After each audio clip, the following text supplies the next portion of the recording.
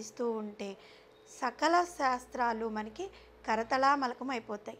అంతేకాదు జ్ఞానం సిద్ధిస్తుంది.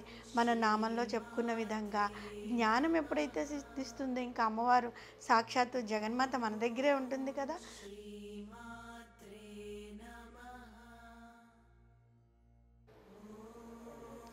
శ్రీమాత్రే నమః. శ్రీ లలితా సహస్రనామంలోని 643వ నామము జ్ఞానద. ఈ నామానికి అర్థం ఏంటి అంటే జ్ఞాన అంటే జ్ఞానమును, దా అంటే ఇచ్చునది అని అర్థం వస్తుంది. జగన్మాత పరిపూర్ణ జ్ఞాన స్వరూపిణి, జ్ఞాన భాండాగారమే అన్నమాట ఆ తల్లి. తన నుండి జ్ఞానాన్ని కోరుకున్న ప్రతి వారికి ఆమె అపరిమితమైన జ్ఞానాన్ని అనుగ్రహిస్తూ ఉంటుంది. జ్ఞానము అనేది రెండు రకాలుగా ఉంటుంది. అవేంటి అంటే లౌకిక జ్ఞానము, పారమార్థిక జ్ఞానము.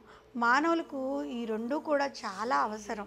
మానవులకు ముఖ్యంగా అవసరమైంది వివేకంతో కూడిన జ్ఞానం అన్నమాట. ఈ జ్ఞానం వల్లనే మానవుడు శాశ్వతమైన దానిని గ్రహించగలిగి అశాశ్వతమైన దాన్ని వదిలేస్తూ ఉంటాడు. అది కాకుండా అవసరమైనవి, అనవసరమైనవి, సత్యములు, మోసపూరితములు ఇలాంటి విషయాల మధ్య కల భేదాన్ని అతడు జ్ఞానం కలిగి ఉండడం వలన మాత్రమే కనిపెట్టగలుగుతాడు. అలా కాకపోయినట్లయితే అతడు అనేక బాధలకు, కష్ట నష్టాలకు గురవుతూ ఉంటాడు.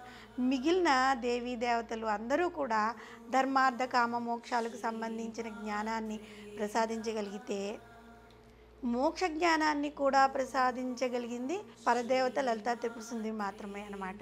అంటే మిగిలిన దేవతలందరూ జ్ఞానాన్ని ప్రసాదిస్తారు, కానీ సాక్షాత్ మోక్షాన్ని ప్రసాదించగలిగేది మాత్రం ఈ జగన్మాత ఒక్కతే. జ్ఞానము అంటే సంసార బంధముల్ని ఖండించినది అని అర్థం ఉంది.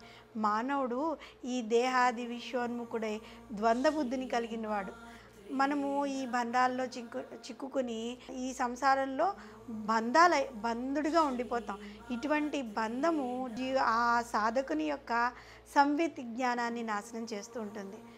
ఈ విధంగా దేహాత్మ బుద్ధి కలిగి ఈ సంసార చక్రంలో నలిగిపోతూ ఉన్న వాడు ఆ తల్లిని గనక శరణజొచ్చినప్పుడు ఆ తల్లి వానికి బంధ జ్ఞానాన్ని నశింపచేసి ఆత్మజ్ఞానాన్ని అమ్మవారు ప్రసాదిస్తూ ఉంటుంది. శ్రీకృష్ణ పరమాత్మ భగవద్గీతలోని 4వ అధ్యాయమైన జ్ఞాన కర్మ సన్యాస యోగంలో 34వ శ్లోకంలో ఈ విధంగా వివరించారనమాట. నీవు తత్వమును దర్శించిన జ్ఞానుల వద్దకు వెళ్ళి వారి నుండి జ్ఞానాన్ని నేర్చుకో. వారికి సాష్టాంగ దండ ప్రణామములను చేయటం వలన, సేవలు చేయడం వలన, భక్తి శ్రద్ధలతో ప్రశ్నించడం వలన గురుమూర్తి అయిన మాత జ్ఞానాన్ని ప్రసాదిస్తూ ఉంటుంది.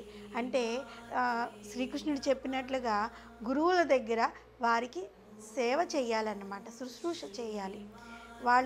వారిని వినయంగా ప్రశ్నించాలి, అంతేగాని గర్వంతో గురువుల్ని ప్రశ్నించకూడదు. అప్పుడు వారి ఇచ్చే జ్ఞానంతో నీవు అమ్మవారిని దర్శించగలుగుతావు అని. అంటే అక్కడ శ్రీకృష్ణ పరమాత్మ చెప్పింది తనని గ్రహించగలవు అని. ఇక్కడ మనం దీనిలో ఏమని అర్థం తీసుకోవాలి? ఈ విధంగా జ్ఞానాన్ని కలిగిన తర్వాత అమ్మవారిని మనం దర్శించగలుగుతాము అని. ఈ విధంగా మనం జ్ఞానాన్ని సంపాదించడం ద్వారా సాక్షాత్తు ఆ అమ్మవారిని చూడగలుగుతాం అన్నమాట. ఇంకా పారమార్థిక జ్ఞానం గురించి కూడా శ్రీకృష్ణ పరమాత్మ భగవద్గీతలోని 4వ అధ్యాయమైన జ్ఞాన కర్మ సన్యాస యోగంలోని 38వ శ్లోకంలో వివరించారు. ప్రపంచంలో జ్ఞానంతో సమానమైంది, పవిత్రమైనది ఇంకొకటి లేనే లేదు. శుద్ధమైన అంతఃకరణము కల ఉపాసకుడు చాలా కాలం వరకు కర్మయోగాచరణాలను ఆచరించి ఆత్మయందు అదే జ్ఞానమును తనంతట తానే పొందగలుగుతాడు అని వివరించారు. ప్రత్యక్ష నారాయణుడైన సూర్యభగవానుడు ఆరోగ్యాన్ని, హుతాసనుడైన అగ్నిదేవుడు శ్రేయమును, మహేశ్వరుడు జ్ఞానమును, పరబ్రహ్మ స్వరూపుడైన జనార్దనుడు మోక్షమును ప్రసాదిస్తారు. శివస్వరూపమైన జగన్మాత మాత్రమే జ్ఞానాన్ని ప్రసాదించగలిగింది. అటువంటి జ్ఞానం వలన మన జన్మ తరిస్తుంది. మోక్షాన్ని పొందటానికి ఎంతో అవసరమైన జ్ఞాన విద్యను అమ్మవారు ప్రసాదిస్తుంది. ఆ తల్లి జ్ఞానమును ప్రసాదించినప్పుడు సూర్యప్రకాశంతో చీకట్లు మొత్తం తొలగిపోయినట్లు అజ్ఞానం మొత్తం పటాపంచలైపోయి జ్ఞానం ఒక ప్రకాశంలాగా మనలోకి చేరుతుంది. ఈ జ్ఞాన ప్రకాశం వల్లనే సర్వ కర్మలు దగ్ధమైపోతాయన్నమాట. ఆ విధంగా కర్మలన్నీ దగ్ధమై నశించినప్పుడే పునరావృత్తి రహితమైన జగన్మాత సాన్నిధ్యం అనే బ్రహ్మ పదమును లభ్యమవుతుంది. అంటే తిరిగి మనకి లభించలేనటువంటి ఎవ్వరూ చేరుకోలేనటువంటి ఆ పరబ్రహ్మము మనకి లభ్యమవుతుంది. అంటే ఏంటి? బ్రహ్మము తెలుసుకున్నవాడు మాత్రమే అహం బ్రహ్మాస్మి అనే జ్ఞానాన్ని పొందగలుగుతాడు. అంటే అక్కడ భగవంతుడు వేరు, భక్తుడు వేరు అవరు. వాళ్ళిద్దరూ ఆ సమయంలో ఒకటే అయిపోతారు. ఆ జ్ఞాన సమయంలో భగవంతుడు వేరు కాదు, ఆ భక్తుడు భగవంతుడు ఇద్దరు ఒకటే అన్నమాట. ఆ జ్ఞానాన్ని పొందగలిగిన వానికి సకల శాస్త్రాలు ఇంకా చెప్పనలవి కాదు, అదే తదేకంగా వచ్చేస్తూనే ఉంటాయి. అన్ని శాస్త్రాలు అతనికి కరతలామలకమవుతాయన్నమాట.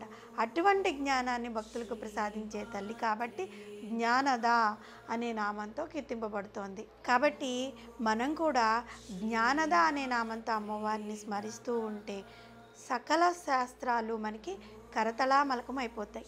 అంతేకాదు జ్ఞానం సిద్ధిస్తుంది. మన నామంలో చెప్పుకున్న విధంగా జ్ఞానం ఎప్పుడైతే సిద్ధిస్తుందో ఇంకా అమ్మవారు సాక్షాత్తు జగన్మాత మన దగ్గరే ఉంటుంది కదా. శ్రీమాత్రే నమః.